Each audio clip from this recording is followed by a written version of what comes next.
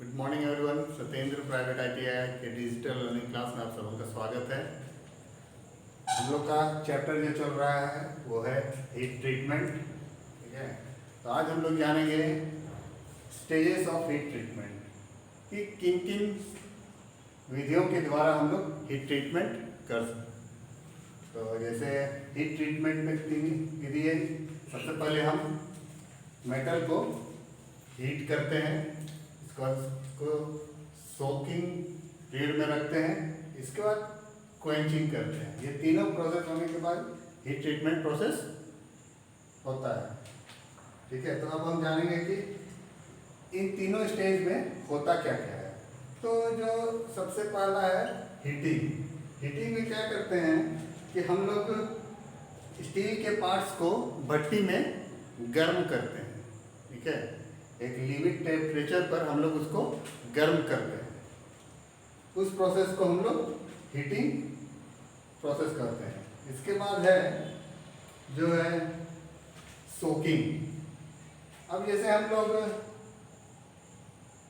एक स्टील के पार्ट्स को हीट किए, तो जब कोई फर्नेस में भट्टी में हम लोग हीट करते हैं तो वो जब पूरा तरह से वो गर्म हो जाता है तो उसको कुछ टाइम के लिए हम लोग उसी टेम्परेचर पर छोड़ देते हैं। ठीक है, उसी टेम्परेचर में कुछ देर तक छोड़ देते हैं ताकि जो हीट है वो पूरा बॉडी पर एक जैसा हीट हो जाए। ठीक है, जैसे अगर हम मान लिया किसी भी लोहा को, किसी भी पार्ट्स को हम एक निश्चित टेम्परेचर 100 डिग्री टेम्परेचर पर हम लोग उसको हीट कर रहे हैं, तो ऐसा नहीं कि वो 100 डिग्री टेम्परेचर पहुंच गया इसके बाद हम लोग उसको डायरेक्ट क्वेंचिंग कर दें, ठंडा कर दें। तो वैसा हम लोग नहीं करते। हम लोग उस पार्ट्स को हम लोग 100 डिग्री टेम्परेचर पर हम लोग कुछ देर के लिए हम लोग सोकिंग करने के लिए, एब्जॉर्ब करने के लिए हम लोग उसको छोड़ देते हैं। तो उस प्रोसेस को हम लोग सोकिंग बोलते हैं। इससे क्या होता है कि जो पार्ट्स है हम लोग का, स्टील का जो पार्ट्स है वो यूनिफॉर्मली गर्म हो जाए। अब इसमें भी जैसे एलॉय स्टील अगर होगा तो उसका एक लिमिट टाइम पीरियड है जो कि है 10 mm का। अगर वो मोटाई है, थिकनेस है 10 mm, तो उसको हम लोग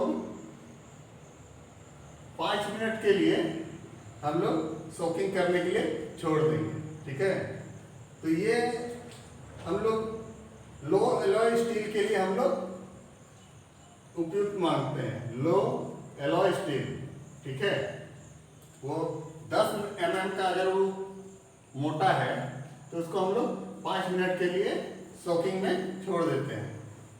इसके बाद अगर वो हाई एलॉय स्टील है तो 10 mm थिकनेस वाला के लिए हम लोग 10 मिनट उसको सोकिंग पीरियड में रखते हैं। लो एलॉय 5 मिनट और हाई एलॉय जो है वो 10 मिनट हम लोग उसको सोकिंग टाइम देते हैं। तो सोकिंग करने के बाद हम लोग उसको क्वेंचिंग करते हैं, यानी कि ठंडा करते हैं। तो क्वेंचिंग भी हम लोग कई तरह से करते हैं। हम लोग पानी में भी क्वेंचिंग करते हैं, तेल में क्वेंचिंग करते हैं, और फिर ठंडा हवा में भी हम लोग, खुले वातावरण में भी हम लोग उसको छोड़ देते हैं ठंडा होने के लिए।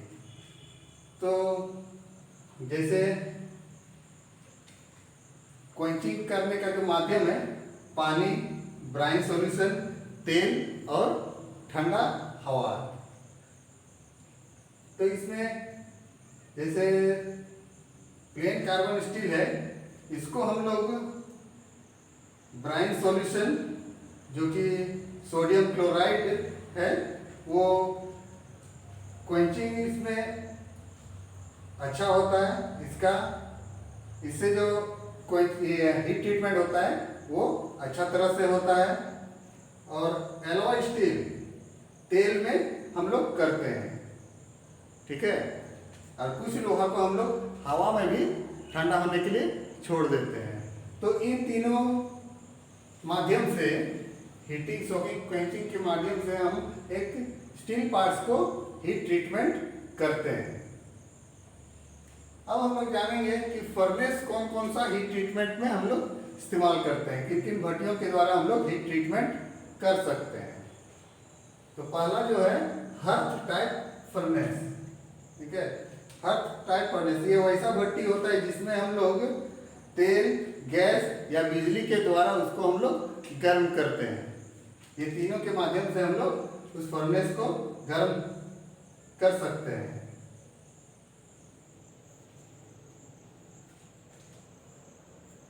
इसके बाद है बाथ टाइप फर्नेस। तो हर्थ टाइप को हम लोग तेल, गैस या बिजली से हम लोग गर्म कर रहे हैं। सेम टू बाथ में भी हम लोग उसको तेल से, बिजली से या गैस से हम लोग उस फर्नेस को गर्म कर सकते हैं। लेकिन बाथ टाइप में क्या है, इसमें हम लोग गर्म करने के लिए कुछ मिश्रण का हम लोग इस्तेमाल करते हैं। तो मिश्रण जो है sodium cyanide, sodium chloride, barium chloride, इन सब मिश्रण का हम लोग इस्तेमाल करते हैं एक स्टील का पार्ट्स को गर्म करने के लिए। ये एक बात है, एक टब जैसा होगा, उसमें केमिकल हम लोग भर देते हैं। अब उस केमिकल को हीट करने के लिए हम लोग तेल, गैस या बिजली का इस्तेमाल करते हैं। लेकिन हम लोग गर्म किस में कर रहे हैं, वो मिश्रण में, ठीक है।